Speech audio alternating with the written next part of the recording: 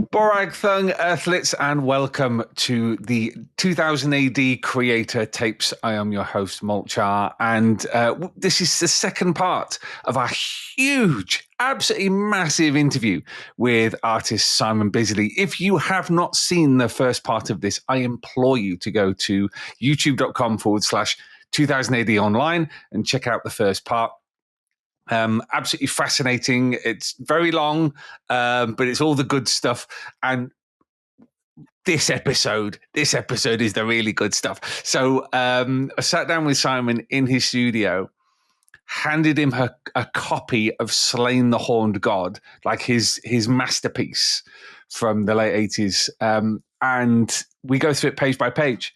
And he explains some of the things, some of the techniques that he used. He explains some of the stories behind the poses and memories that he has of doing it. Absolutely fantastic. And then we have like a rounding out talk where we go into him and his work in a little bit more detail. I'll be honest with you, not necessarily an episode if you're just listening. I tried to work out how to do it, like maybe me kind of whispering, it's page 23, what he's talking about now. But I tried and it just didn't work. So I'm afraid I do recommend you watch this on YouTube, Earthlets, because it is definitely worth it. Thank you for all the great feedback about the first episode. We are going to have more from the 2000 AD Creator Tapes every month. Fourth Saturday of every month is Creator Tapes Day. So looking forward to more. So we're going to get on with part 2. I shall see you on the other side, and just sit back, relax, and enjoy listening to the master that is Simon Bisley.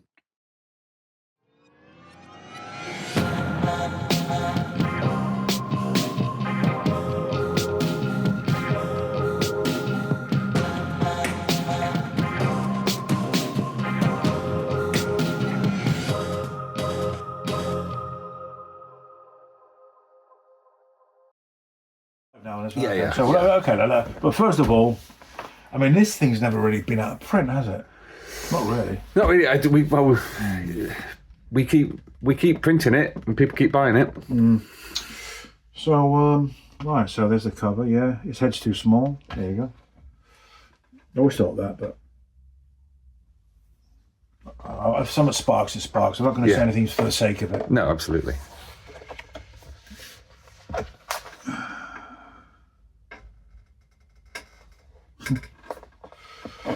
Well, that's a really good. I think the first thing that strikes to me is the. I've not seen it printed so well before. This is actually, because this was. Tell me about the process of reprinting this. You told me there's a guy was. Well, this is done. This is the original film, basically. So it was photographed on a drum at IPC. That's right. Yeah, and lithography, wasn't it? We found all the separations. So Joe Morgan, our reprographics guy, put them together, cleaned them up, did a real nice job. Nothing sparks, but you see the use of spray paint here. I mean, this was sprayed on first, and then I paint the background in afterwards, which is to give this consistency of the red. You see. I used it quite heavily extensive. These pages were big. These were like A2 originally, I believe. Little flowers and everything. Yes. This. Oh my gosh, I enjoyed doing this so much. Very heavy use of spray paint there and there. I don't know. Yeah. So yeah. Look at that. Good God. We get to the page where I get sloppy. Can you see still that? This was a favourite of mine. Heavy use of white can spray paint, car spray paint. And I would have masked this off probably and sprayed that behind. Then I would have sprayed this and then painted this on top. You see, it gives that kind of 3D effect. That's very that's a really great musculature there. Very Frazetta conscious. Here's interesting. The first time in advance I was using a more of a was it monotone? Monotone kind of style to it, because it was in the past So we want it to look like, this is the current. And I don't know what that fucking says. I think it might actually say something. I think because Pat insisted it's got to say something because people are going to look at it.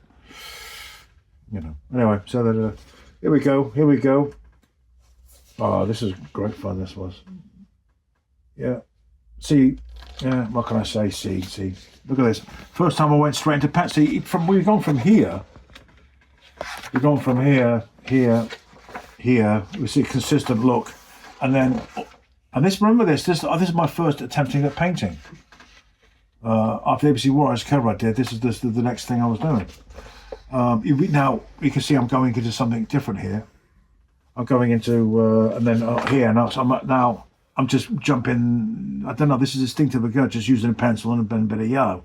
So I wasn't fully painting it, but then it did there. Then put it more there, So already I'm experimenting with textures and things and different mediums. This here was actually stuck on. This is a jewel I saw in a catalogue and I put it on there. It's glued on there. But I think, I think Dave McKean did that on the Joker. I think he was using that process as well.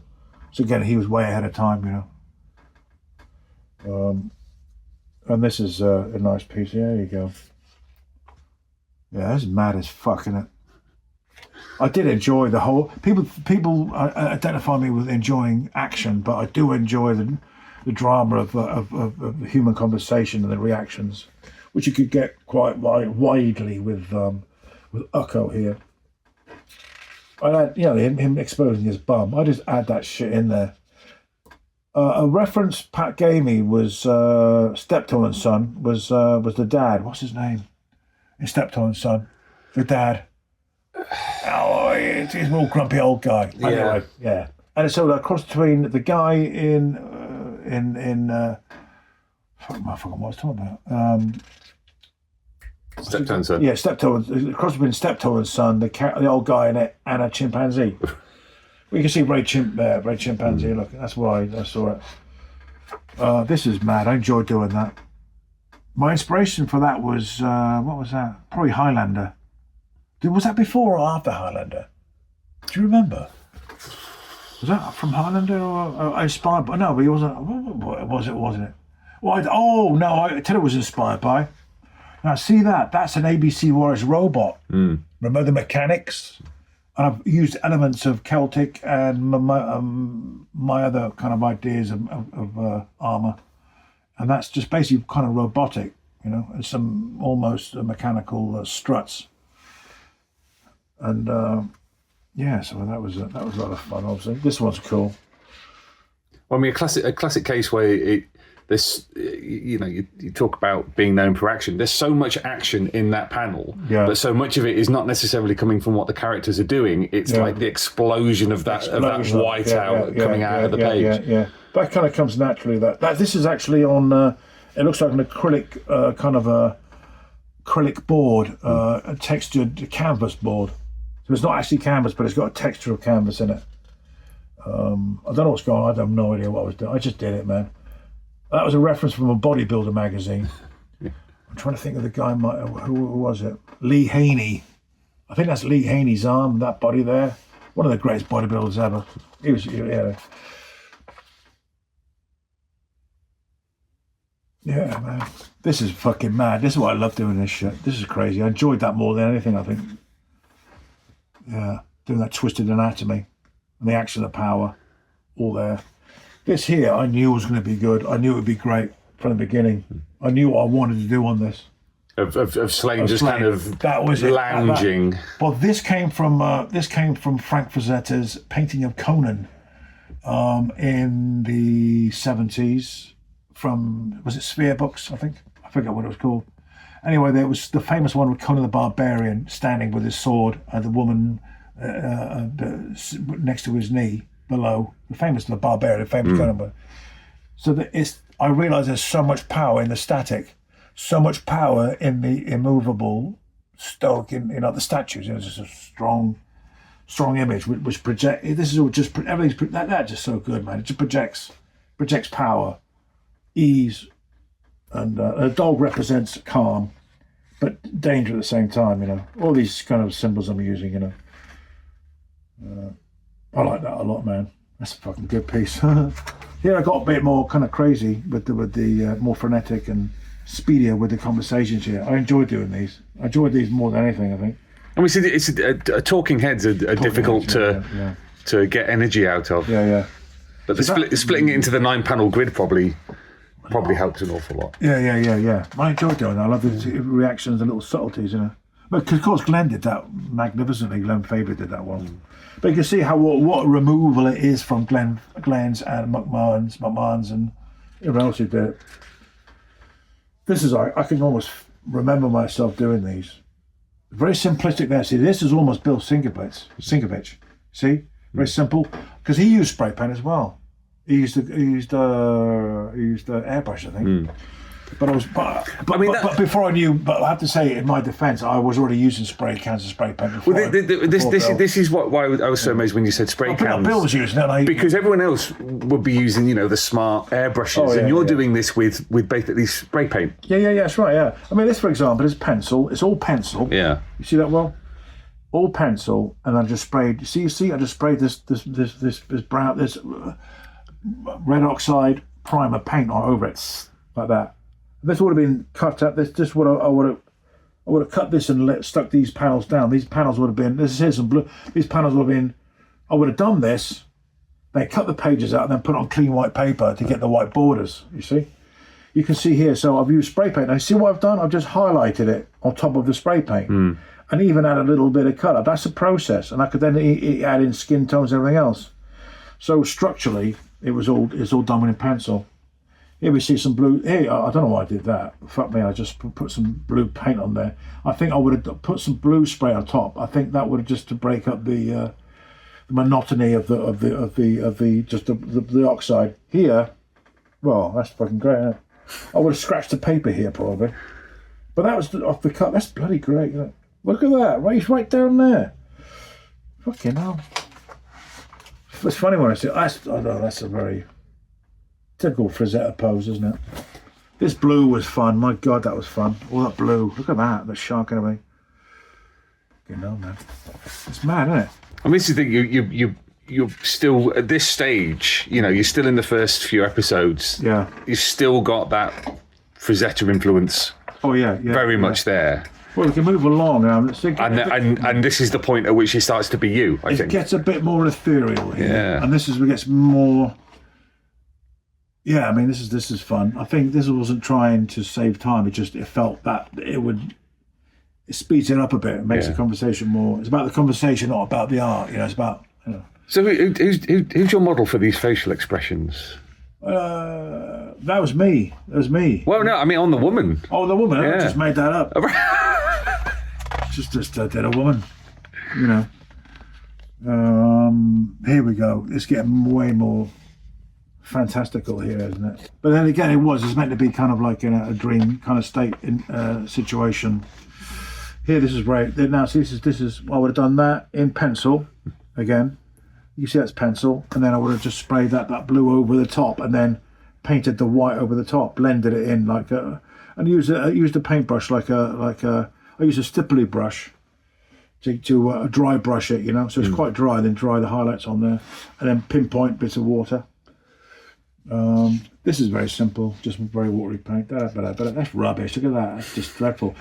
With a friend, I used to think it was dead really funny when I used to enlarge some of the images I've done big, and look how fucking terrible, you know what I mean? How shit they look. Because you enlarge that and it's fucking terrible. But it's only what I was doing there is getting the point across. You don't have to do more than just, tell the story. That's what he's doing. This is dramatic, but then boom. I'm sure that's from Apocalypse Now. Sure of it. But I just enjoy the express. I just enjoy the. Look at that. Fuck you know. I'm sorry if I'm enjoying my own work here. No. This is the stuff. Now here, instead of using spray paint, I think I'll just use I have used spray paint now. This is very wishy-washy watercolory, and then I just darken this in, make this darker, put some highlights there, and a bit of spray paint on top after. That's like the worst moon you're ever gonna see. Holy shite. This is interesting. I love doing it. I enjoyed it, man. This is interesting as well. I love the look at that bit of just random shit. I mean, what I did there, I believe this would have been wet paper, wet. Then I would have sprayed that on top and then peeled off. So it would have peeled away the spray paint and wouldn't let it hold. So it created like an effect, like here. It's an effect. So I don't think I'm alone in saying that I never thought car spray paint would be such a versatile medium. You've got to be very gentle because it comes out. So you've got to be, you get used to it. Like any tool, you'll get to learn to use it. With patience and practice, like I said, I mean, your brain knows what it wants to do, but it has to learn. Here we go. Look at that. Beautiful. Beautiful. I enjoyed that a lot. See, I felt an infinity with this character because, on his own in his cave. Well, I mean, we were talking about cave paintings of Lucerne earlier, weren't we? With you'd be the guy in the cave spray painting your hand with ochre. Ochre. Is it ochre? Yes. Ochre. It is ochre. Yeah. It's fun pages. Yeah, I just wanted to get the movement in there. I focus very specific on him for that reason. Just I want to reveal him more about his character, rather than having him, for example, like this, looking ominous and dangerous, foreboding. Here, reveal him really as he is, just an old dude, just falling to pieces. And this is really him, weak and fumbling around, unstable. But that's his. This is what he presents himself as. This is his mask. We all have a mask, Yep. Usual. Dude. Someone's got that fucking page. I've got to find them. Actually, there's some pages here. Can I say that I'm missing? Right. That I'm going to announce.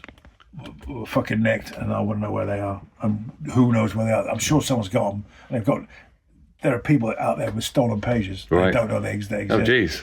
So, this was my favourite. Yeah, so I've got to get those back. This was fun. Here, I particularly like that. That one really worked well because you see him getting more into the paint here. See the process here. Yeah. See, this is the process here, but you see, instead of highlighting it just with like a white or a pale brown, paint the colour over it instead, and then highlight that. Underneath would be the brown. Here we go. It's a perfect example of a really good, magnificent, a great. See, here we got.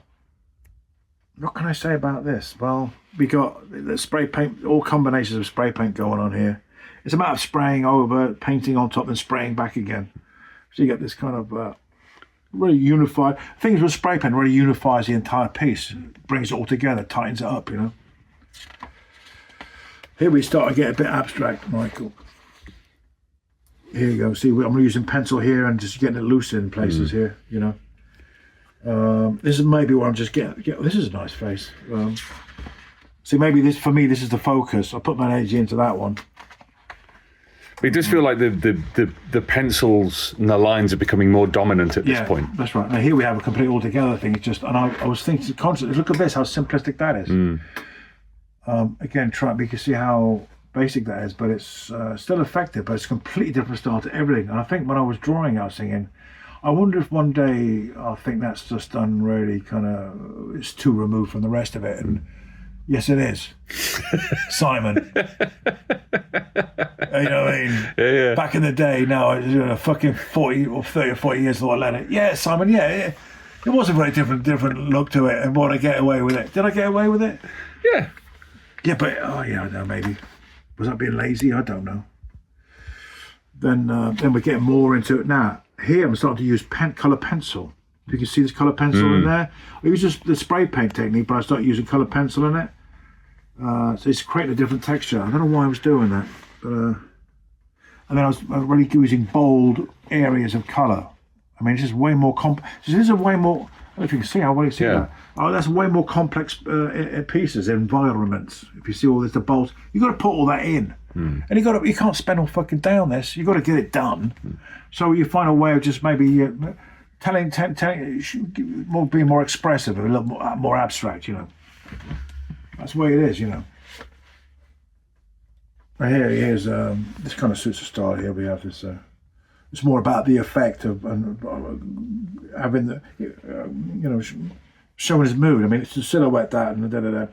That's enough. Why do all the paper and why paint everything in if that's you're bringing that across? Here's aggression, anger. So these lines emphasize that. So I was very conscious of it. That was here's interesting. See what a lonely old soul he is. But look at the this is more painterly. But then look how crude the lumps of paint and it's almost very abstract. But it works. It's saying what you need to say. But this is where I think you mentioned Klimt. Yeah, good stuff. Yeah, and particularly with the gold that you're using, the yellows, like that's it's clear to see when that kind of influence kicks in.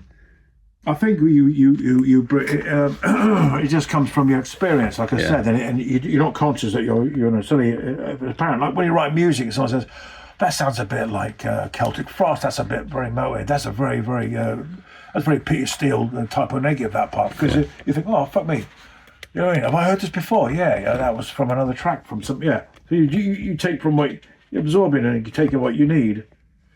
Slaine's face is not very consistent. That's what Pat observed or noted me that he's a little inconsistent. His face, This is fucking crazy. This is fucking. Look at that. That's amazing. It is. Look at the pattern. See, I'm going into this like. Nah. See, I'm going to the Gustav Klimt and the Egon Schiele. Kind of see these patterns diverging. Yeah. I really enjoyed doing this one a lot. See, I enjoyed showing the construction of this. You see how it's done. See, this is why so many people learn to paint and copy my style. Well, at least I rejuvenated a style that's been going for hundreds and hundreds of years. But I'm showing my process. You can see it. You can see how I've done this and done that. That's how so many people learn how to paint my style, because it's quite clear. This is a great book for learning how to paint or using different techniques and different materials. Look at that. Look at that with a mouthful of food. Look at that brooding right in the middle. Look at him like you got all this gaiety, and then suddenly bang, that face just like says everything about him, doesn't it? And the way he is. I enjoyed these conversations, man. Look at that. Fuck me, it was good. I did use my face a lot of the time for this. But I just gave myself a squarer jaw, I made myself a little bit. I was talking to Chloe about this. There is a very definite moment later on where it's very clearly you, and your personality as well. Really, Well, people know. Well, you put yourself in your art. I mean, a writer, a musician. Well, that's so brilliant. See, that's almost a Lobo in a way. That's almost a preempting Lobo in a way. Who again was based on me. There we go. Well, you've got nothing else to refer to but yourself. Look at that. That's me. Yeah, I've used that plenty of times at a bar. I've been there. I enjoyed that. I'm introducing a witch. These were fun. I enjoyed these from the get-go. I knew I was going to enjoy these. God, this was fun. Oh, look at that. That's fun as shit. Hey, interesting. Yeah, so I enjoyed that. And you know what? Ugh. Yeah, that is real blood there. That's real blood. That's real blood, yeah. I was doing something on my motorbike. I was fucking around with it and I cut my finger, blistered it, bruised it, and it just split open. I had something like that on there. And that's real blood. But I thought, oh, fuck, it's gone brown. Do you know what I mean? So I put some real red paint there. So that is my real blood. All this brown here is my blood. Look at that. That's not very good, is it? That's really shit. So the thing is, you can do things so they're kind of like acceptable in the sense that, like I said, it says what it needs to say. Yeah, that'll do. Information that'll do, but that's like I can't be asked. That's not. That's not like a very good. Or that will do. Sure. It's just bollocks. So you're gonna. I had to move along. I think maybe because I want to move along to that. Was moving along. It could have been better. That's the weakest thing I could see so far. But then again, does it matter? It's informing the reader what's going on. Here, this is getting pretty frenetic. I did this really fast. I remember doing all this. This is the most difficult thing I did was complicated thing I found, but the most exciting was what happens here. This creature here. What's his name? Forget. You've got me now. Cauldron dweller. Yeah. Anyway, What he does, Sláine forces. He's so stupid. He just ends up eating himself because Sláine forces the creature's hand into his mouth. So he starts chomping on his mouth, and this happened. Pat said, "How do we do it? Oh, how do we do it so he eats himself and becomes nothing?" So I figured, well, if he keeps he's eating his tail and eats it until he's eaten it so much, how far can he go? And he just explodes. And then it's just his mandible jump back into the cauldron. How weird is that, Pat? How do you think of this? How do you think of this shit? I know Pat leads a clean living. I know he did. I'm sure he did. But how do you think of that without anything? Amazing imagination. Yeah, so it gets better. There we go. That looks a bit like Mel Gibson. I think it might be. Is it? From Highlander or something? No, it wasn't. No, was this before or after? I can't remember when Highlander was. Oh no! But you're thinking of Braveheart in the 90s. This was before Braveheart. Yeah, it was. Yeah. And the people who were the production designers and the people making Braveheart contacted me. Oh really? Because they had the Sláine book and they want to work on do something or another. It didn't work out. So I was contacted on it to work on it. So clearly, is it coincidence? But I think they certainly took stuff from this, which is fine. Yeah. Here we go. Quick cover. Enjoy that. No, that sharp blue. Look at that blue. There's always an argument. Not an argument. There's always a question of what colour should you do the logo? The contrasting colour or the same colour? I always loved that the fan logo kept changing colour to complement the cover. Yeah, well, bless them, because I don't. That's one thing I don't. I'm not very good at that. Right. Word placing. I don't know. I'm not very good at judging the colour, which is odd, isn't it? Yeah. I could, but I guess blue works. I mean, that complements it. Yeah. Does that bring the eyes out, or does that take it away from the eyes? Who knows? Well, what's going on there? That's really. That's very Frazetta scribbly kind of style. Here we go. Back into it again. My God. How many pages did I do? Well, it's a weekly book, was it? Yeah. Oh, yeah, I think it was weekly, but they do give you ahead of time, you know, 6 months or something. But what happened was I think they released it, and it started catching up on me. Yeah. So I did half the book. By the time half the book was out, I was on like I finished the 6th, so it was to 10. I was on the 6th, no, I was on the 7th. 6th came out, and I was still on the 7th, and then it catches up on you, you know. We got a rush. This is, again, a different kind of... No, it's the same, isn't it? That's the same. I don't think this worked very well. It could have been better. I think it's a bit flat, a bit weak. I lost an opportunity here. This is the guy, just the biker I met. There he is. That's the biker. Here's the guy who gave me the big bowl of food with his old lady. Yeah, and piled my plate up and gave me salmon and food and fed me and then fucked off. Yeah, that's what it looked like. Brilliant. Yeah, it all come to life. Yeah, I think. Yeah, I don't know.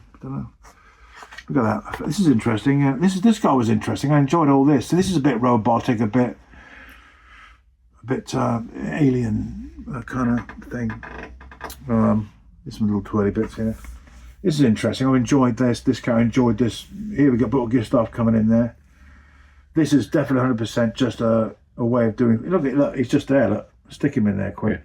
That's him. That's all you need. Yeah. Oh, that's a nice one. Look at that. That's a nice piece. See, the thing is, when people say, it mark me as being one of the best British comic book artists. In its purest sense of comic book art, I'm not. Absolutely not. Because you look at my storytelling, it's not the purest form of storytelling, you know? Is it? I mean, how would you judge it? If you're going to be a purist about it, like this is not flowing. I'm more about statements in his piece, in a sense, you know. But I'm more bothered about how I'm gratifying myself and making, showing off, you know. There are multiple ways to it. I mean, if you're going to be utterly mechanical about it, the storytelling could be improved. But at the same time, each individual panel is beautiful, and it still gets the story across. Yeah. It just does it in a slightly circuitous I suppose route, it does. Yeah, I suppose it does. I think maybe it also makes it more entertaining looking at making it look like this. Oh no, I think it's fucking great. I love it, you know. Oh, look at this. Now here's a bit of good stuff there. Here's a bit. It's getting a bit more abstract there. Shapes and patterns and forms. I think as we go along, let's just skip this one. We're just going to leave the damn fucking page, but I think let's see more of a transition going on here. It's getting a bit. See that he got a bit more ethereal and a bit out there. Well, that's very much about atmosphere. This here, the spirit of the dragon and whatnot. I just enjoy doing the ladies in these books. The lady running away.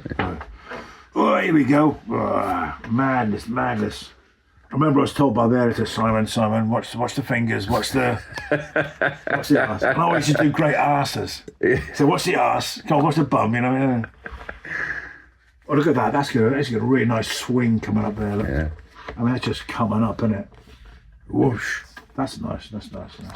Oh, these are classic pages here. This is when you start to see a lot more of that kind of single colour background, like the big blocks of blue and red and orange and yellow. That's interesting. Okay, this here in particular, I remember doing that, but that's really ominous coming from the sky, you know, like a fighter plane.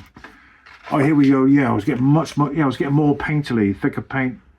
Yeah, nice. Look at this guy here. Yeah, that's got to be Marlon Brando. Yeah, it gets into madness. Yeah, much thicker paint, thicker, more finished look. But I'm going back to. Oh yeah, I see what you mean. Yeah, of course we can't. This is all abstract. This is. This is again. Is I think we're easing off here. A bit thicker paint. Yeah, wishy-washy here, but we get that.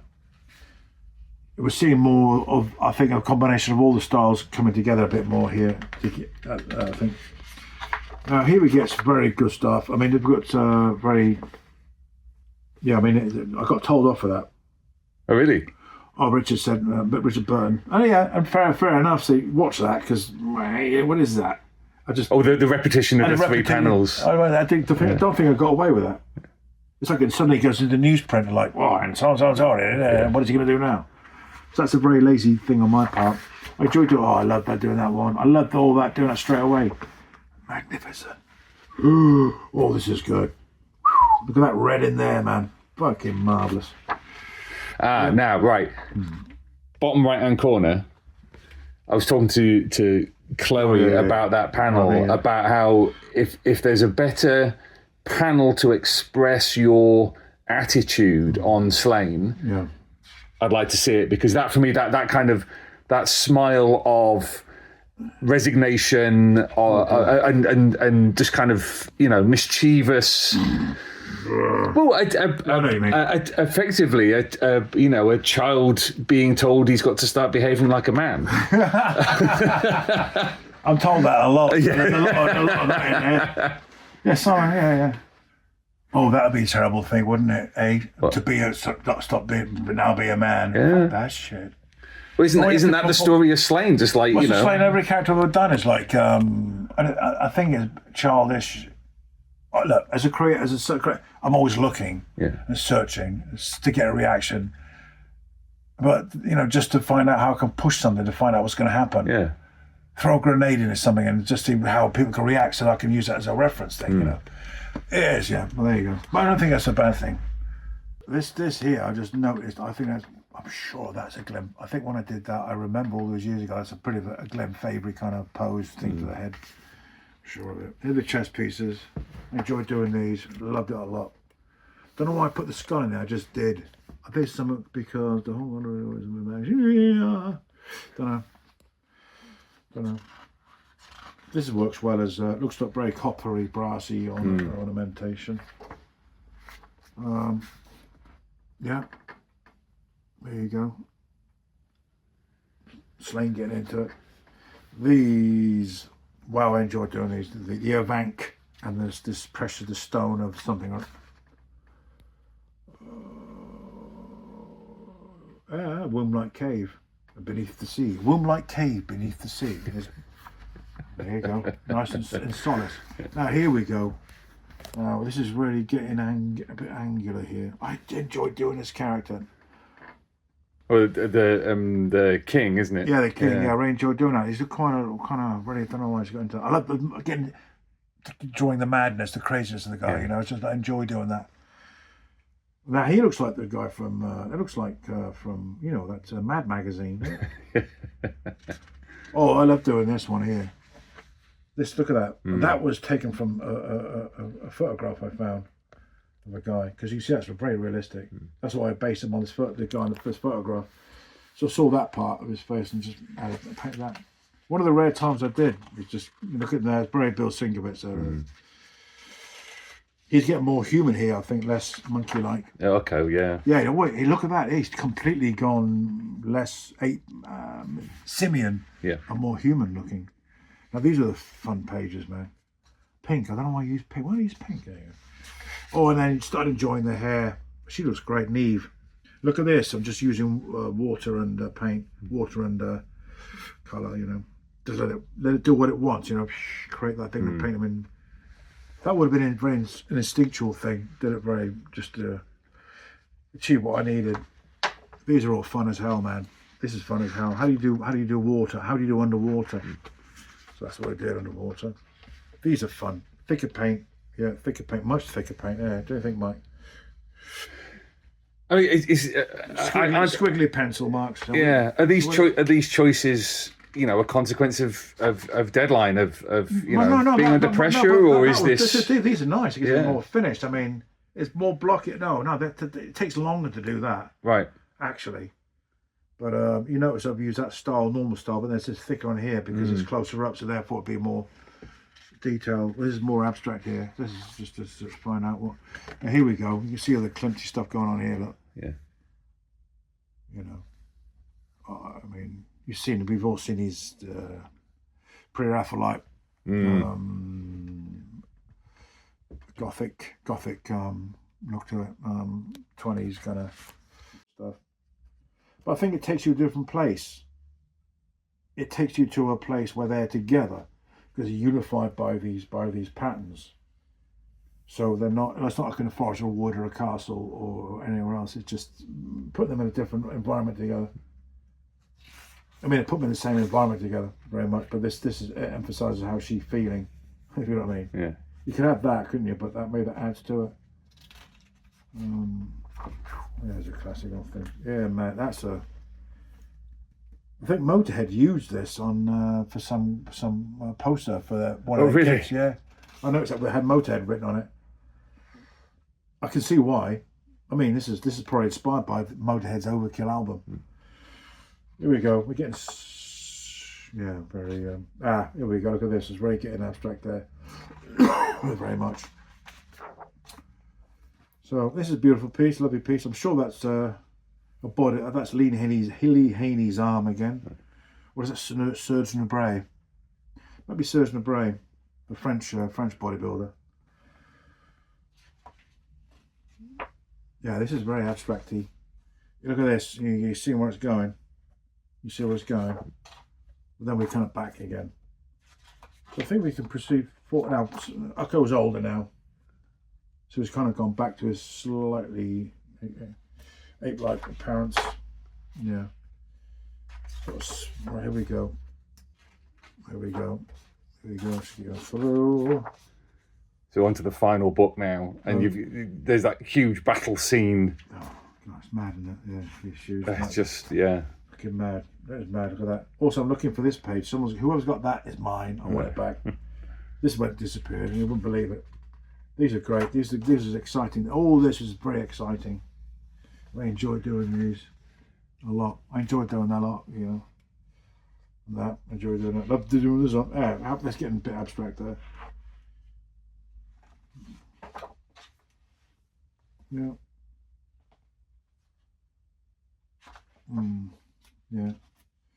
More painterly there, isn't it? Yeah, we get more painterly.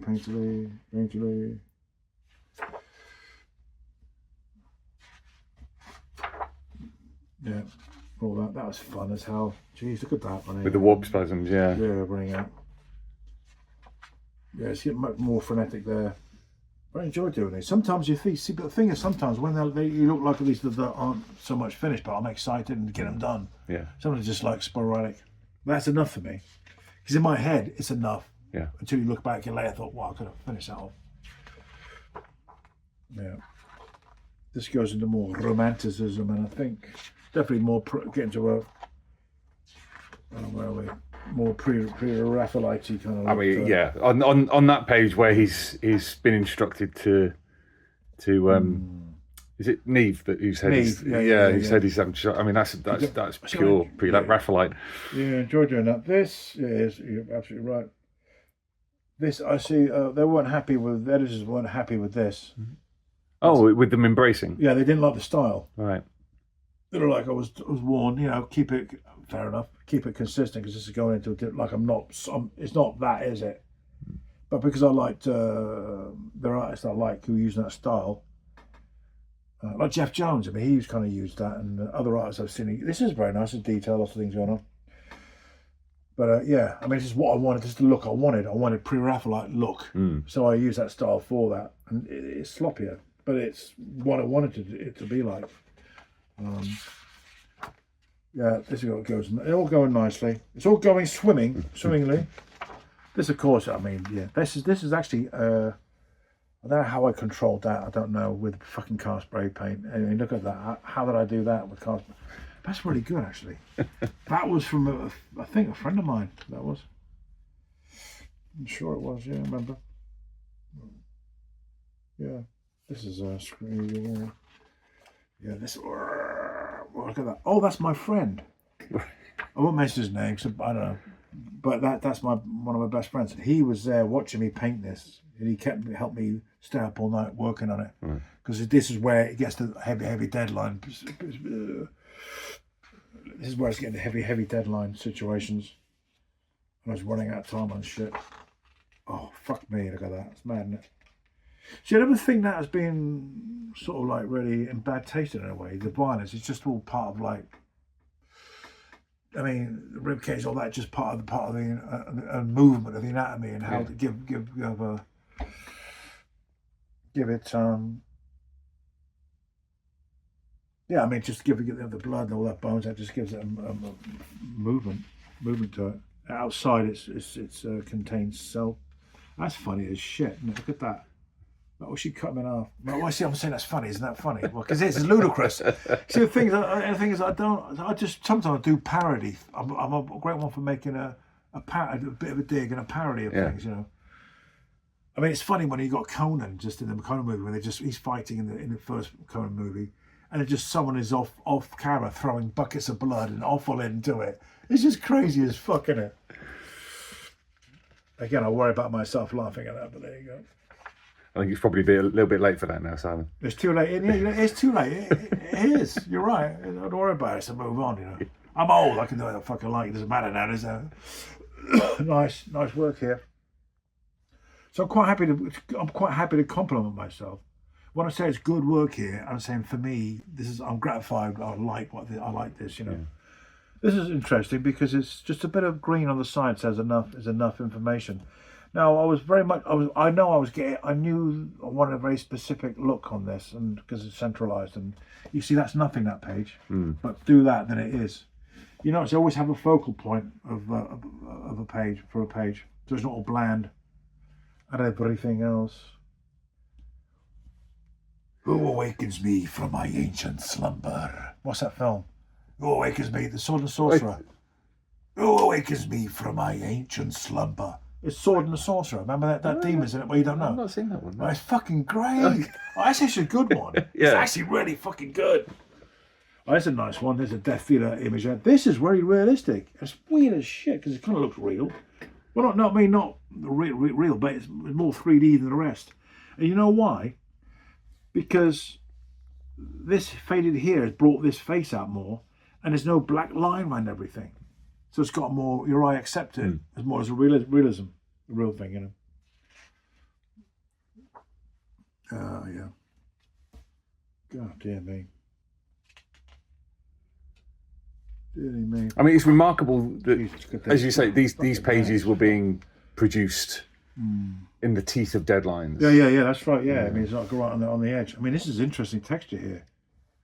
How did I think that it would be do this? I don't know why. Oh, that's right. He gets gutted, and then I figured that's how it would heal. And he's laughing. Yeah. Oh, works well. That's interesting as shit. That's kind of nice. You can do a lot with a silhouette. Save time, plus it's effective. Like Batman's just a silhouette. Yeah. Death Dealer is essentially a silhouette. Yeah, a lot of pens. But what? Well, I was going to say these pages are when I think we're starting to see the style that you carry through into Judgement on Gotham. Yeah. Yes. Yeah, that's interesting. So you can see when I'm enjoying something. Right? That's mad working there. Yeah. Oh, here we go. He gets more blocky here. I think I'm running out of time here. Yeah, it's getting more. You can see it's more blockiness to it. I remember doing these. That's it. Yeah. Look at that. It's blocky. I think I was getting into Richard Corbin as well. But he's more solid paint.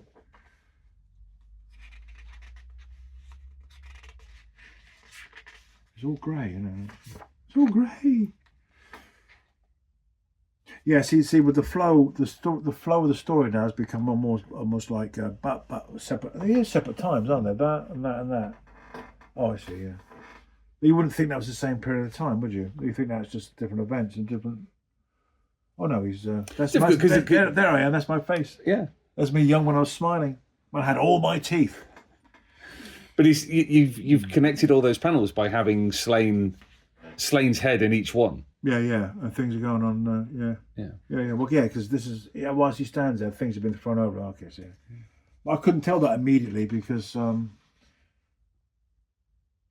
think anyone else would have just had him that same shot there all the time with things going over him. Yeah. I'll just change the angle a little bit there, then there. Maybe it works. Jeez, that's scary, isn't it? That's mad as hell. That is as mad as they come. There's the warp spasm. That is. Who's got that page? Because I love that. I think, Michael, on this, I'm sure, I painted all this, cut this out, and then put it on, and then sprayed some white paper with this blue, right, and then stuck the whole piece on top. Yeah, as you can see the heart, bit of heart there. What I do is I get when I cut the image out, I get a black marker pen and black the edge of it so that it's not white anymore. You can't see the outside line. So that makes it pop out more. That's very good. All right, I like that piece a lot. Really like that a lot. I like it a lot. Oh God, it's really knocking it out of here, man. Ooh dear. Oh dear. Simon. How much are we paying you for these pages? I remember this was a piece I did, and a newspaper came, or was a TV program, came to interview me and Pat, and I was super shy of people. For some reason, I couldn't do any media stuff. I just really didn't like it because I didn't like to reveal myself and to strangers, very guarded. So people ask me questions I don't know. It's like made me feel cornered. I didn't like that. Anyway, so I was talking about this. And I was going, yeah, and I had a bit more of a, I don't know if people, I'm sure people can hear it in my accent, that like kind of Midlands, Cotswold, Oxfordshire accent. It's a bit like that, isn't it, you know? Anyway, I was saying, the guy said something about this piece, about the green. Yeah, well, he likes to use the green, and I like put a bit of that in there, and I was a bit more like that, you know, back in the day. Before I went to America, and it kind of slightly mid, you know. Anyway, there was a newspaper came out, had seen the documentary of me saying, oh, it's a bit like that over there. And the headline on that article said, oh, he likes a bit of green. I'm like, oh, he likes a bit of green, but he spelt it like that. Like he'd totally take the piss out of me. You can't do that now, but I was mortified. I was trying to find out who he was. I'd love to know who he was. But it's like, oh, what an odd thing to focus on. What a wanker! Yeah, fuck him. But I can sit back. But you know what? What it gave me? A story, a little story that it's fucking funny. Oh, fucking annoying still. All those years, still annoying. Yes, I'm just getting worse here. This is where I'm just knocking it out, man. Now, I've got to say something at this point. Now, can be quite self-deprecating, and I'm not putting the book down because I'm not going to do that. But the thing is, what's important about this, you can see the process of how things are going, and it's got a story and a history to it, which is interesting, you know. So, well, that's why I wanted to go through it page by page, you know, to draw that story out, and then you know. And you know what? At the end, I thought I've got to redeem myself here. See, this is got the deadline in, got it done. Then I finished off with that, which is really abstract and weird, but I like that. Yeah. And there's the big wraparound cover for book 3. Yeah. I enjoyed that. I like to do. Oh, that's so fucking good. Look at the twist.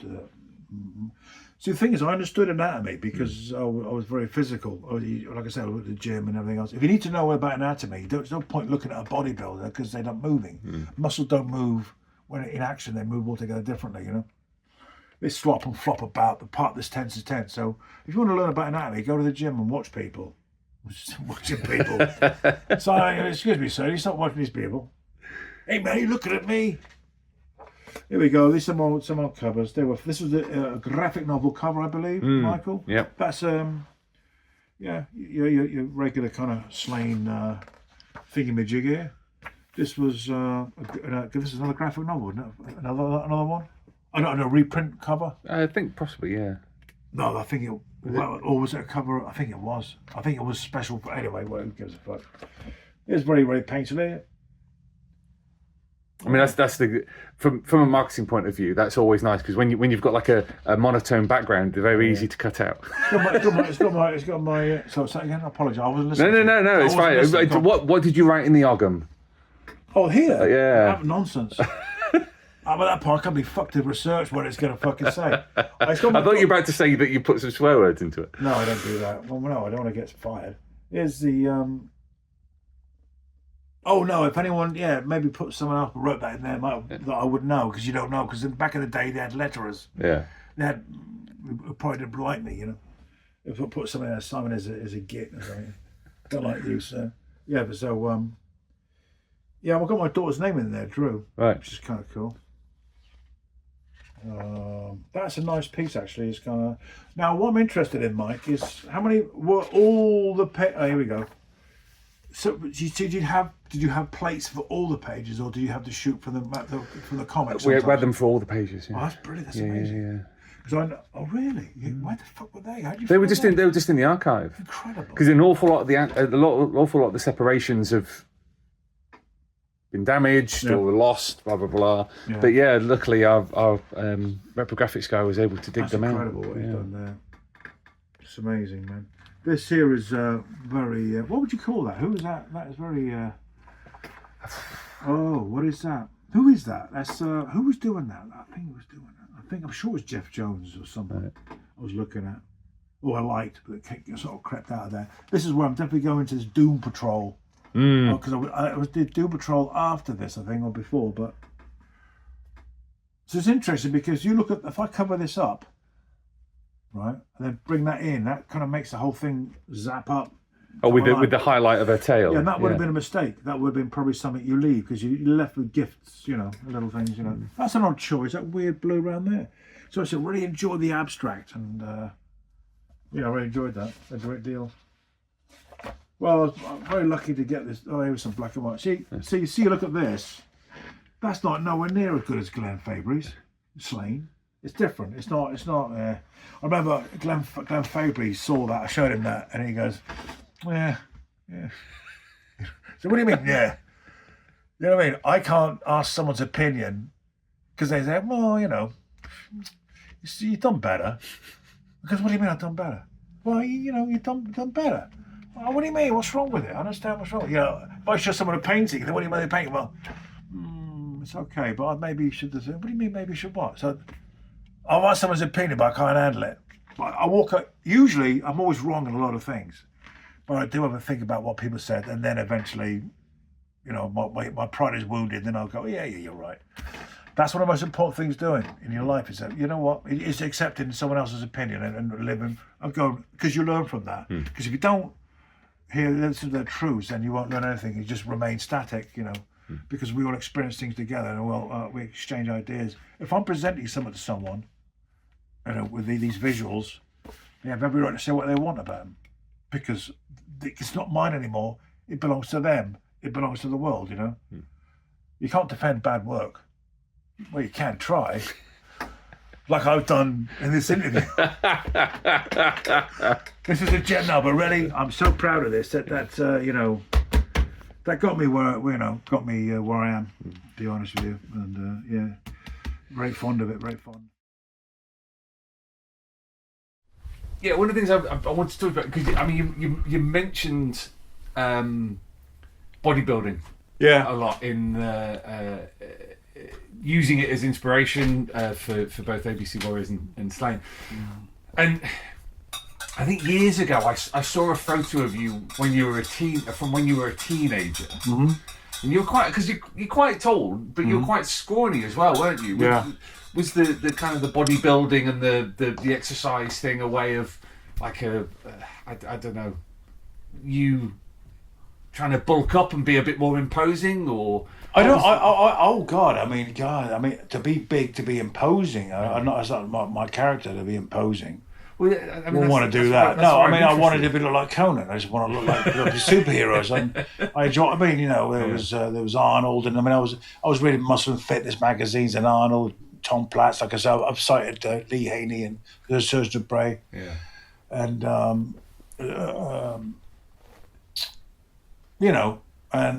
was into bodybuilding. I was like weight training, and I bulked up because I naturally was getting older, and I could afford to eat decent food. Yeah. So at one point I was looking good, in great shape, looking big. I enjoyed it. I enjoyed being like that. But I was never conscious of like imposing myself on people. I mean, I'm not a bully. Oh no! I don't mean it in that sense. Not imposing as in kind of forcing. You feel powerful and strong. It feels good. It feels good. Good to feel good. Masculine. Well, it's masculine. Yeah. I mean, the whole thing about me is being. So I guess hyper masculine. Like I said, the Hardy, the fucking long hair, the whole fucking thing. Yeah. Chop, I'm becoming crazy. I was a cartoon character, a real cartoon character. But anyway, yeah. But I enjoyed it. I don't know why, but Yeah. What about yourself? No. Oh, right, no. The gym? What's one of those? Oh, yeah. But what I'm saying is I wasn't inspired by bodybuilders or working out.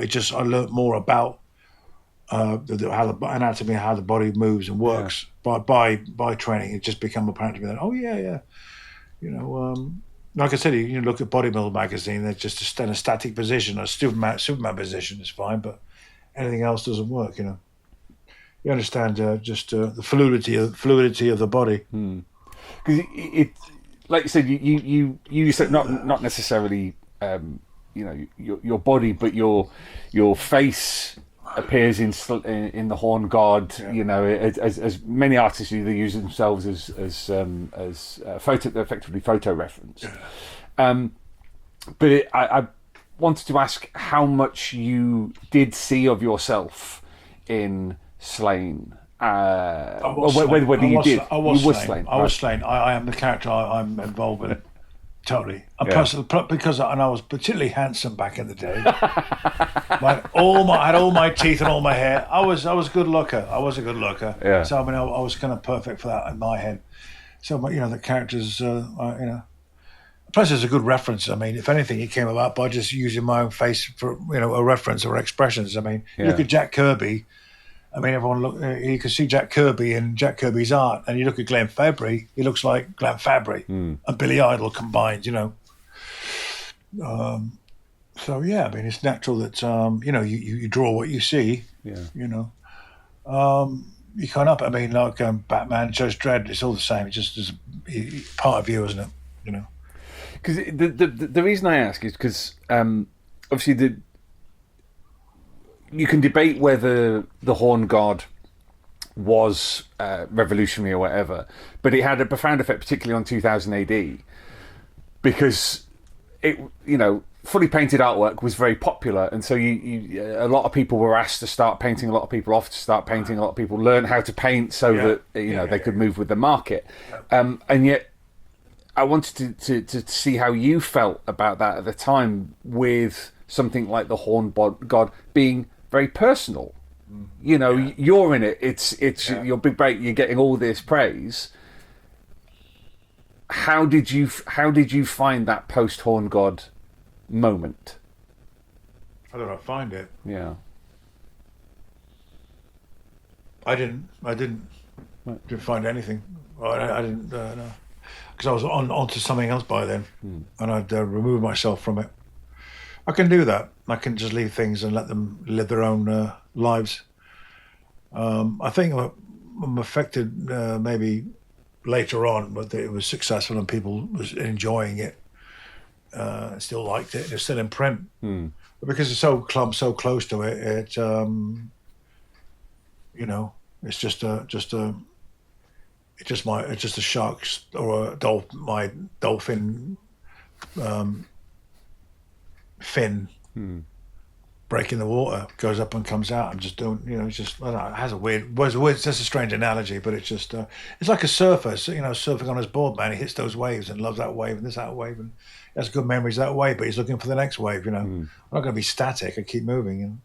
What was your immediate move after the Horn God? What was the next thing? Dorsal fin, there you go. What was your immediate move ruined after? That flow. I was going to make that a good flow, but I couldn't remember the fucking name of the fin.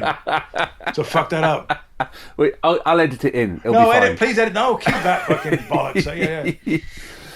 Yeah. What was your first post Horn God move? What was the thing that you did next? Now this is why I remember you said people forget. I think it was. It's got to be Lobo, isn't it? Lobo, was it Judgement? No, Lobo and Judgement and Gotham. It was Doom Patrol covers, Lobo and Judgement and Gotham kind of all mixed together, all kind of very much in a very tight unit. Which came first, I don't remember.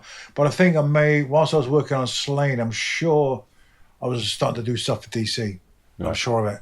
I've got to look at the dates ready to find out. But I mean, from Sláine, that really launched me into working with a lot of companies. I mean, it's a hell of a calling card. It still is, yeah. I mean, I still get work from it. People still contact me and say, I love the Horn God and everything else, I mean, the thing is that people ask why it's successful. I think it's successful because I realised a time that is timeless. We love Lord of the Rings and these kind of like, Game of Thrones, this kind of period, Vikings, this kind of period of time, which is a really romantic, kind of Mother Earthy, kind of like tribal kind of place. Beautiful music, art, and mysteries, and dragons, and like Beowulf, all this kind of thing. We're always fascinated by Egypt, and but I think particularly the Celtic world and the mythology and everything goes with it. The gods that go with it, the spirits, So it's timeless. I mean, everyone loves the Celts, loves the Vikings. So I've just illustrated or brought to life that kind of period of time, in a fantastical way, in a fantasy version of reality. I like to think, for example, I mean, not everybody was going around just slaughtering people left, right, and centre. It wasn't. It's a violent age, but people didn't go out for violence. Violence was caused. The Vikings only did what they had to do. There was a different groups of types of. You might have a different, like you might get different bikers but groups, but one's a violent group and one isn't. What do you get of in any society? You get good and the bad. But who's to say who's bad, really? My point is that. What was my point? There's a point. Oh yeah, like the Vikings, for example. They're like, they were highly intelligent guys, man. They weren't going because they knew they were weapons. They were walking weapons and tools, but they were more mercenary, and that they knew how to handle people and to deal with people. If there's a fight to be done, if they're going to be mercenaries or anything, they can do that. But they're not looking to get killed. They're not going to go. They didn't go across Europe to go and kill people. They went there to trade and learn more and everything else. And they were probably rock stars back in the day. People were fascinated by these blonde, blue-eyed, crazy guys. Look magnificent. Their armor, all this kind of thing, and people already clapped and wanted to know them, just like you would. You go to any village, you look different. People can't wait to help you know who these good guys are. They knew how to, talk and trade and be happy with people. And it went all the way to the Middle East, all the way to God knows where, and back again. They got back again. Why did they get back again? Because they weren't fighting people. They were looking for a fight. Because guess what? If they're making trouble and killing all the way into I don't know where, Byzantine or wherever, all the way back there, and then guess what? They got a lot of people that are gonna see them off. I mean, there'll be thousands of people they got to get through. They got to get back. If you're an asshole getting there, there's a lot of people waiting for you when you're coming back. So a lot of it is built on what we know about the Vikings, and most of these types is a mythology. We got Thor and everything else, and because it's a fighting way. This is how it was tribalism. So they understood the earth, the wind, not understood it, but it's earth, wind, fire, all these kind of elemental things that they looked at in their culture, to get along. I mean, I don't know why they stayed in Scandinavia for so long. Well, they were farmers. That's right. Yeah. That's it. Yeah. And then they spread out a little bit and did some raids around Britain. Yeah. I mean, let's put it this way: they raided the church and took all the gold and shit and whatnot and everything else. But why wouldn't you? Why wouldn't you? Oh, well, I better not. Oh, yeah. Leave that alone. But the thing is, no, I don't know. I'm diverting, but I think I'm talking about why that is so interesting to people. It was an interesting period of time, I mean, still the way Vikings that they're bright enough to say, like, let's embrace Christianity, at least pretend, so we can work in politics and trade with people who won't see us as heathens, this, that, and the other. That's all. So they're working it out, One of the things that I'm fascinated by with your career is Lobo. Yeah. Because one could argue that's just Lobo as a character is just a natural extension of Sláine, and that attitude that we've already talked about, the kind of over the top. There's violence, there's humour, and things like that. It's kind of tailor-made. There's a reason why your Lobo is well remembered. I think because I put so much of myself in it. See, the thing is, a lot of the violence, everything else, because I love doing the bullets, the movement of the body, and that's usually involves violence. A violent movement, which I find fascinating. Although violence is a terribly horrible experience, especially if you're on the losing side of it, or the end of it. But now the thing is, what's important, like with Lobo and Sláine, remember I talked about keeping a bit of soul of your remains. That remains. I had loves, great experiences, life, everything I was doing in my life was happening at the time I was doing those illustrations, doing those characters. So you have memories of that time when you were doing it, and they remain in there, and they're embedded in there. And I think because the emotion of it was so genuine, it translates to the reader. It's not just like a few figures, a headshot, that's a real kind of, right, that was me. That was me in there. Like with Lobo, the only difference between me and Lobo is I didn't kill my entire race, and I can't breathe in space. Well, that pretty much everything's the same. I was at real life. Yeah. I was, I was built big. I was huge, and I had long hair, the Harley. I was a complete mad motherfucker, but in my own world. I mean, I was in the bubble I was like the most, it's hard to describe, really. But it was only harm to myself, as it were. But I mean, everything was 100 miles an hour. Everything was like, everything. It was just insane. It was fueled. I became this thing, Like I said, I mean, do you know what? I said Lobo was quite tame compared to me, except for the killing of the dead. But it was. I lived that. I was that real life character, and I enjoyed it. And Sláine was that. When you relate to when you talk, sorry, when you. Anything you do, you can only do it in the way that you would perceive, from your own experience, and how you would deal with experiences, and how you would react to it. I mean, the thing is, for me, Lobo represented someone who was an absolute freak. That was that Scottish biker club. I don't know if it was a club, but a group of these individuals, this tribal, amazing. Was that it had that freedom of spirit and soul and free will and everything, and not giving a fuck. And that's what I liked about Lobo, was that what brought into it as well was he comes from outer space, man. The universe is huge. He doesn't have to give a fuck. He can do whatever he fucking wants to. Yeah. I mean, he can just do whatever he likes. So I really identified and enjoyed that. Fuck everything, Fuck people, Why would he care? Why would he care about what the hell goes on Earth? We fuck ourselves up, let alone.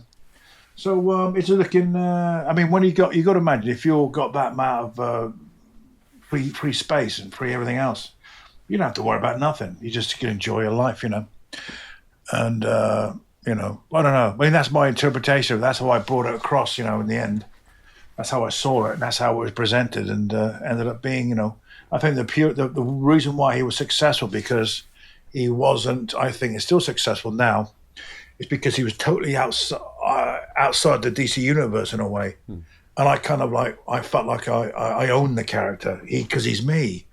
Do you know what I mean? I felt very much like very guarded with the character, and so that's my DNA's in that guy is never going to leave. I mean, it's also interesting. It's like Jason Momoa and Simon Bisley brought each other together unwittingly. We both brought each other together because I happened to be just the right artist for Lobo just at the right time because of the experience of life I was having, especially with the biker lifestyle. And Jason is perfect for the role. He is he loves his motorcycles. He does that kind of lifestyle. He's got the attitude. He's fun. He doesn't give a fuck sometimes. I can't speak for him, but you can see him having a good fucking time in life. So he's kind of like we both worked to get it worked and created this gold. Sláine, so it's gonna be a movie, which is fucking fantastic, and all the best of luck with it and everything. But what's funny because I thought Jason Momoa would be a really good Sláine, wouldn't he? I think he would. He's got the right chin. Has he got the right chin? I don't know if he's got the right build, the right look. Jason could probably be just about anything, I guess. So it's very important, precious to me, and I feel very, very, I don't know why, I feel very, what's the word, attached, very attached, and, Because it's that, for want of a better phrase, and this is not great, and I'm ashamed for myself, the Simon Bisley brand is inextricably linked and part of Lobo and larger than life. Do what I want. You've already said the biker lifestyle and things like that. And I wonder how much of that public personality, that public persona, is for you a mask. No. And how much is you? Because you've already talked about when you were younger.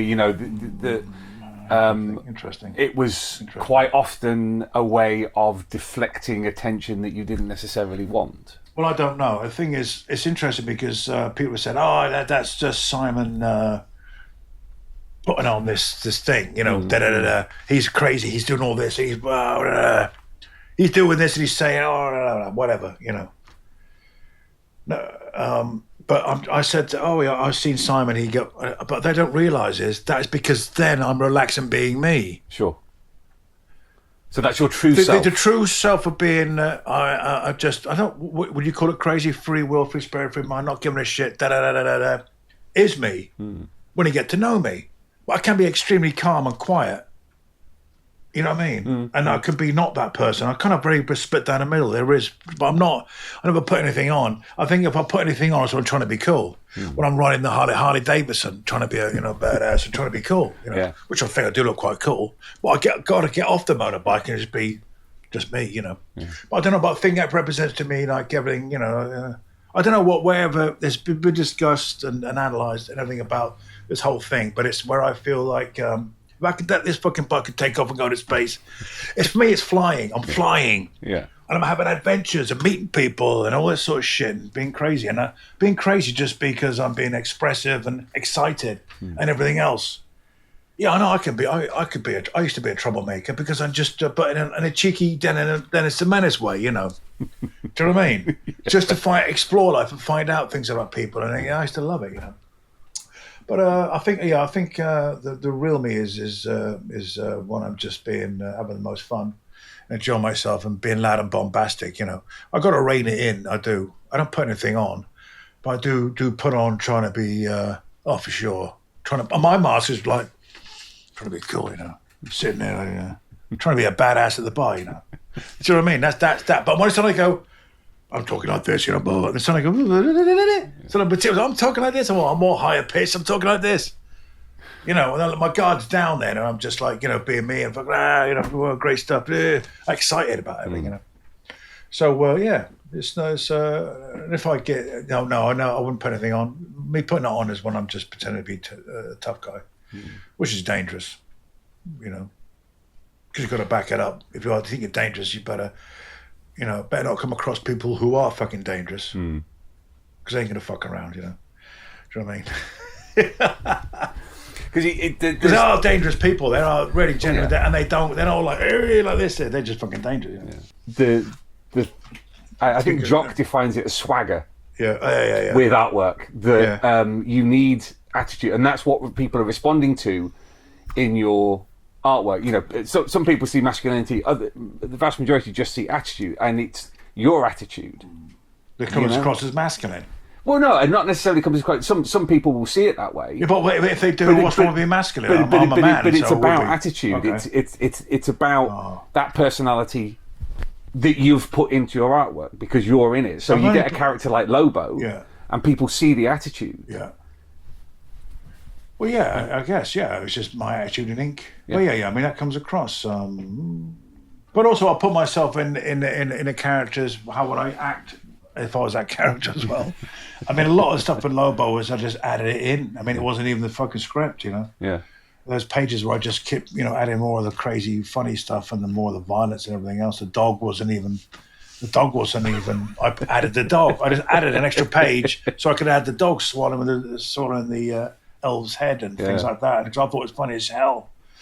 And it's funny because at certain stages I would. I was drawing the engines. I was into the motorbikes, the engine, all that kind of thing, you know. But I was drawing things badly on purpose. Right. So they're really bad drawing. I drew one character just in a so it was like all straight lines, like a ruler. Yeah. And so Alan Grant wrote the dialogue in a, how can I say it, in a way that would be a ruler, like all done geometrically, like just statements. Yeah. As in the. So I would Keith would give me the script. He'd do it like he's sketch out the banana figures, you know.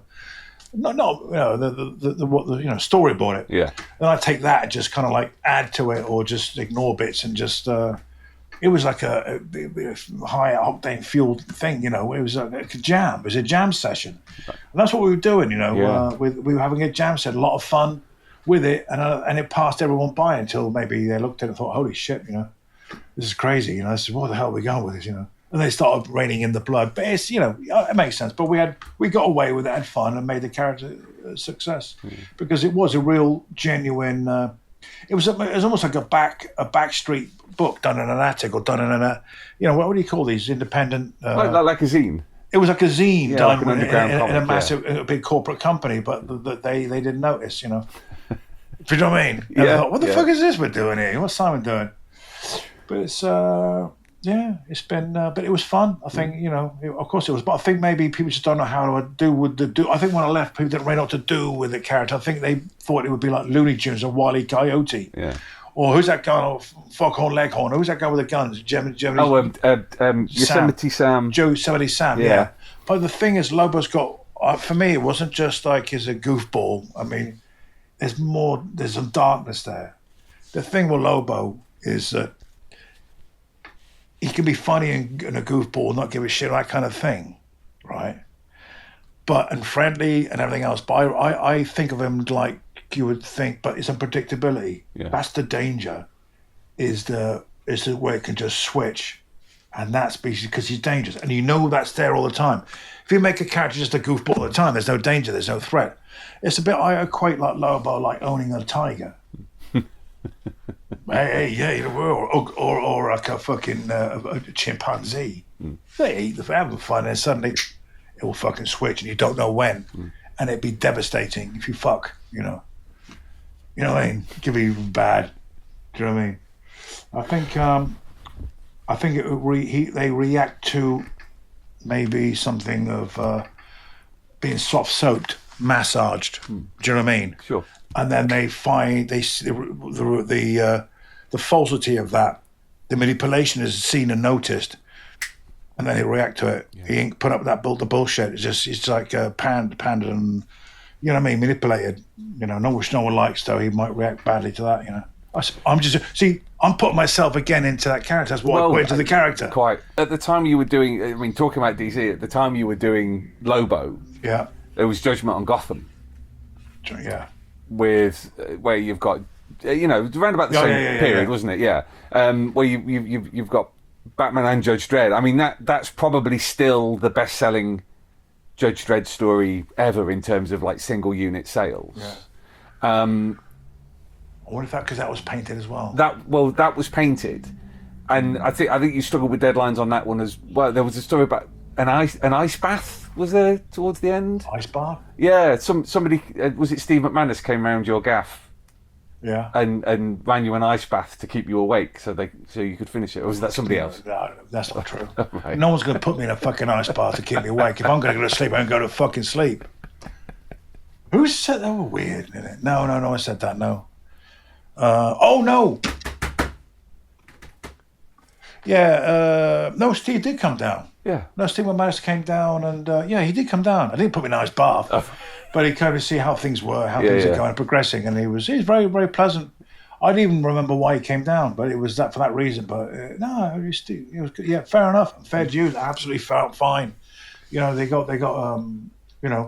We artists can be very precious. You know, and we need nurturing and whatnot. But so they can't. So you can't just scream art at someone. You can't scream creativity at someone because an artist will rebel against that, almost rebel against what it loves, in a sense, because it becomes outside your personal space and someone's involved in your space. Yeah. And, you can't push that. Anyway, but it's fair enough.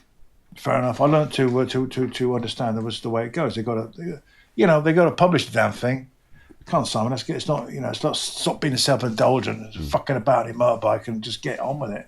Which is fine, and we did, and we got it done. The things we got it done, and I got, I was going to do the whole PR thing and say thanks, Steve, but they were great. They were fun guys, good guys, It's such an interesting book in that you can almost see the same process you go through with The Horn God on Judgement on Gotham, where you start off in the pages of loads of depth, very very detailed. And then as it goes along, you learn from that process. And things don't get simpler, but you've clearly gone, well, this needs to be block colour, this doesn't need to be block colour, that kind of thing. It's like you have a river and you have a pile of sticks you throw in. I don't know where you're going with this. You're laughing. It's another bullshit analogy. So I'm trying to be fucking clever. Continue. So poo, he threw a stick now. The process of a book, maybe the way you're talking, because I'm not actually particularly conscious of it, but now you mention it, I'm only trying to I'm becoming self-analytic and trying to we have an interview. If I can't answer you, I could say, you know what? I don't know. I mean, I won't have an interview, but I think I owe it to you and anyone who's listening, so they can learn. But it's just they can, they learn the process. It's for me to make the fucking effort and the respect to answering them. So I will. So that is sticks. My process is throwing. I think visually, Yeah. But it's like me. I can't add up, and I say add some apples and pile them up, and then and then I can figure out what I can see it. Anyway, we creators do things visually, but my point is that we throw all the sticks in the river, and they're all going down together, all unified, but then they start to split and find their way. Now, I'm finding my way through the artwork, finding my way through the book, and I'm finding a style will develop and evolve because of how you feel or just how the way things are going. Because the brain doesn't think. The brain, the inner brain, is not thinking this has to look like this or this has to be consistent. It's just because I work kind of subconsciously, the work is coming out like the brain's seeing it, like the AI, the artificial intelligence, the one we're not conscious of is working on its own, figuring shit out. So it becomes that style because that's the best style for that to get it done in that certain amount of time, finished, and I'm satisfied with it as well. I'm happy with it, but it might not be consistent. And then he got a few sticks right at the end of the river, got there first. and it's just what happens is it's anemic now. Maybe it's pitted out, and there's not so much in it anymore. Just a few sticks I got there. But hopefully the other sticks will eventually arrive, and then the last few pages will be fucking great because you've all collectively back together again. If that makes any sense, you know. Yeah, no, it does. It does. That's a great analogy. Thank you. Yeah, struggle with it. No, not at all. Not at all. But it with someone like Judgement on Gotham, it's so striking how that sits in the kind of the post Horn God space, and it feels like you're the painted Simon Bisley. That feels like the most pure expression of painted Simon Bisley. Yeah, interesting you say that. I think I enjoy paint, enjoy the process of paint, because you might be in a mood to, you know, by the time you just want to slap it on, because, yeah, I'll do. Yeah, that's fine, yeah, like that. Or, you know, that nice like that, I don't know. You know, the thing is you know, we could put that in a bag and sell it, then you could, but it's a philosophy, it is. It's there's more to it than, obviously, I mean, we all admire that, we'll respect that. With your 2000 AD, because I mean, this is 2000 AD podcast. I don't want to kind of dwell on stuff going into the future, but it looking back on Slaying the Horn God, ABC Warriors, Judgement on Gotham. I mean, the recent episodes of the Joe Pineapple series that you did with Pat. Mm-hmm. How do you feel about it now? What, you know, you look back on it now. What's the reaction? We've just been through the Horn God book. What's your reaction to it now? How does it make you feel? Nothing. Oh, really? Yeah. Okay. Because I'm so with it all the time. Right. It's just a part of me. It's what I mean. It's how it's like saying what does it feel like to breathe? What does it feel like to exist? You know. Sure. It's me. Mm-hmm. You know. No, I don't think anything. I mean, if I have to put something into my head about how I think I feel, I think it's more like really, well, sort of like I don't know. I really, it's just nothing there. I'm so used to it. It's just what I do, isn't it? You know, what I think of, how do I feel? Well, grateful as fuck, I suppose. Or am I just saying that for the sake of it? No, nothing. Okay. I think it might.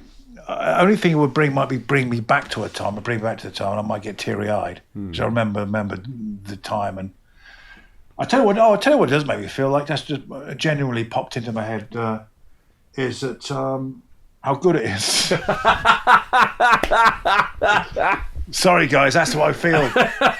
Some of it's bollocks, but there's some really good shit in there, man. Yeah. Oh man, because I'm removed from it in a sense. Emotionally, I'm attached, obviously, because it's like part of my family, part of what my being, what I am. But fuck, there's some good stuff in there, man. Wow, you know. Oh, it makes you think maybe I should knuckle down and do some good stuff again, you know.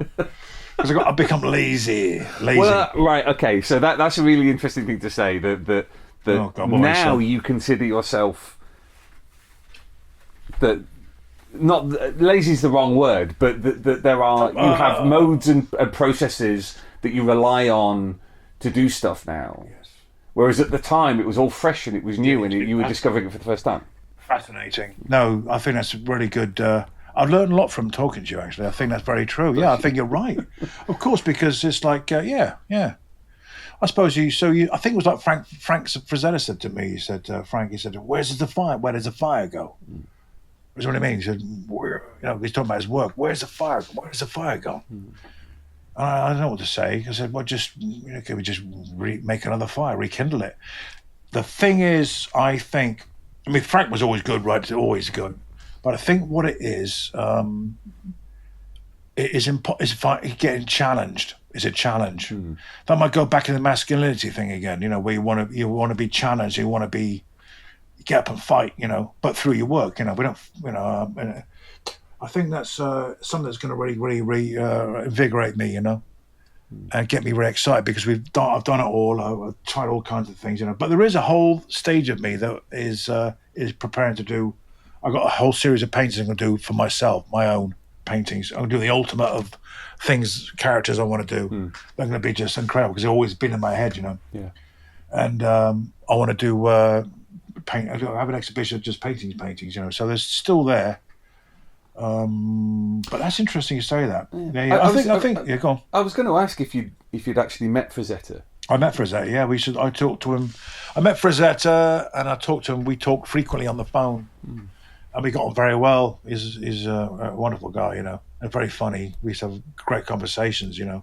He taught me a lot about a lot of things, you know, that I'm not going to reveal about his style and what his approach and things, his thinking.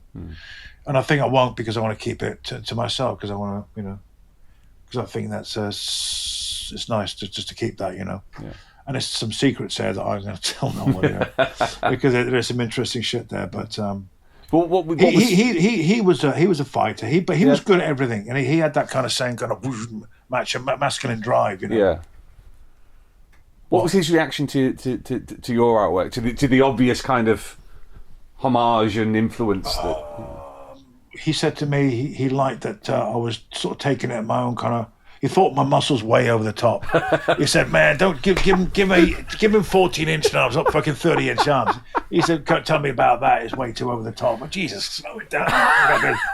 I love that Frank Frazetta told someone to tone the muscles down. Brilliant. Yeah, but look at my stuff, you know. And he was very good, but he liked that I was going my own way with it. He didn't really think much of people just copied his style. He didn't think much of that at all. Yeah. He wasn't impressed people just trying to be him. Because he says, look, I like people say to go in a different direction, and go with it, and take it somewhere else. You know, the main thing is though, I mean, it's interesting. And people might criticize and say, well, he likes Frank Frazetta, but he's not as good as Frank Frazetta, or not the same as Frank Frazetta. Well, because I'm not trying to be, because I've got other influences in my work that are nothing to do with Frank Frazetta. Frank Frazetta is certainly an influence, but there's also others like Salvador Dali, Klimt, Sláine, so many more.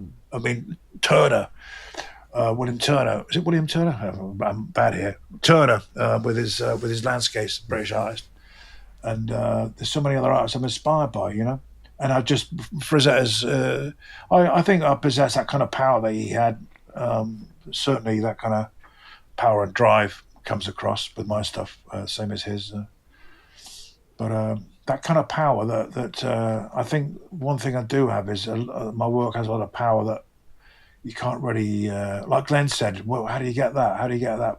Here's me. I've been self-deprecated. Now I'm honoring myself now and speaking myself up, which I can do. Yeah. Because if you can't do that, you've got to believe in your work. But I think Glenn said to me, where does that come from, Biz? Where does that come from that Frank Frazetta does, you do? That thing, that drive, that emotional shit, or whatever it is we're talking about, this comes through into your work, you know.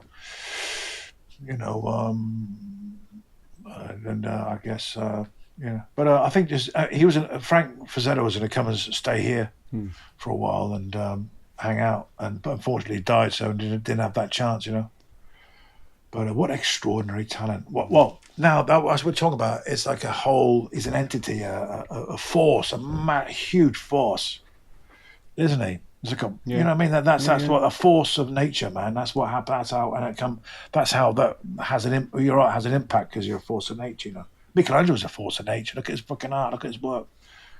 Dali as well. I mean, it's just people like that kind of force. Look at Jimi Hendrix on that guitar, man. That's a force. That is more. That's for me. Personification of absolute natural born, I know, nature, man, talent, genius that comes over, you know, to me. But where the fuck did that come from? This is the thing. Glenn asked you that question. What was your answer to Glenn? So you either got it or you ain't. You can't recreate that. You can't do that. It's like movie stars, you know. Sure. They got that presence like Marilyn Monroe, you know. She could switch it on. She had that presence. Actors do. They often say, like, you know, there are actors who seem very normal, but once you get them on the stage, they just light up, you know. And either you got that or you haven't got that. That doesn't make me a better artist. Certainly not. But it's, I don't know. It's hard to It's hard to. I'm not. You see, the thing is, I'm an artist, not a wordsmith. I wish I could find the words for it. You know. Yeah. No, absolutely. So I'll just jump on my Harley and race around a block a few times, and I'll feel better. You know, because I think it's so much inside you. When you're creative and you got that kind of force thing inside you, you just got so much fucking drive. It might come across as negatively, you know, because you just want to, you know, everything's like, you know, full on sometimes, you know. What I'm talking or what I'm doing, everything, you know. But it's, you know, macho is just being love of life and love of, you know, creativity and just existing, you know. So you can be read any way you want to, you know. Yeah. I thought it was probably a good point to stop. Yeah, look at us. Yeah. That was a good one. Yeah. Interesting as hell. Absolutely fascinating. Thank you so much to Simon for basically giving up an entire day to talk to me.